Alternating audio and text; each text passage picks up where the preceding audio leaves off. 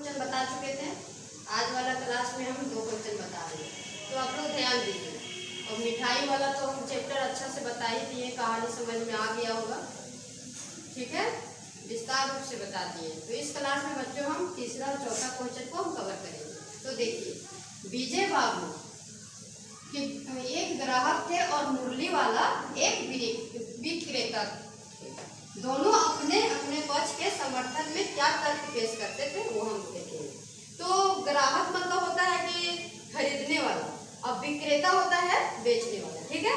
तो देखिए, एक ग्राहक के तौर पर विजय बाबू तर्क देते हैं कि दुकानदार को झूठ तथा दाम बढ़ाकर बोलने की आदत होती है और सामान सबको ही एक भाव में देते हैं, पर पहले अधिक दाम फिर कम दाम बताकर ग्राहक पर एहसान का बोझ डाल देते हैं। एक विक्रेता मतलब बेचने वाला तौर पर मुरली वाला तर्क देता है, तो मुरली वाला बेचने वाला ही था ना, विक्रेता ही था, तो वो तर्क देता है मतलब बात करता है कि ग्राहक को सामान की असली लागत का पता नहीं होता और दुकानदार हानि उठाकर सामान क्यों ना बेचे, पर ग्राहक को लगता है कि दुकानदार उस पर ही एहसान कर रहा है, मतलब कुछ ऐसे ही।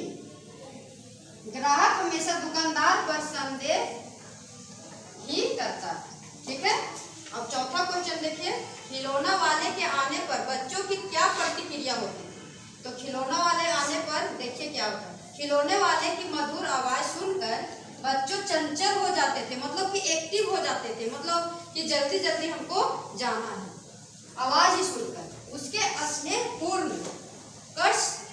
कंठ से फूटती हुई आवाज, मतलब कंठ से फूटती हुई आवाज सुनकर निकट के मकानों में, मतलब सामने के मकानों में हलचल मच जाती थी। गलियों तथा उनके भीतर स्थित छोटे छोटे उद्यानों में खेलते और इठलाते हुए बच्चों को, मतलब इठलाते हुए बच्चों का समूह अपने जूते टोपी उद्यान में ही भूलकर उसे घेर लेता और वे अपने अपने घरों से पैसे लाकर खिलौने मोल भाव करने लगते थे, ठीक है बच्चों। तो मुझे नहीं लगता होगा कि ये समझने में कोई परेशानी हुआ होगा आप लोग को। इससे आगे का क्लास में हम जो बच गया ना वो क्वेश्चन आंसर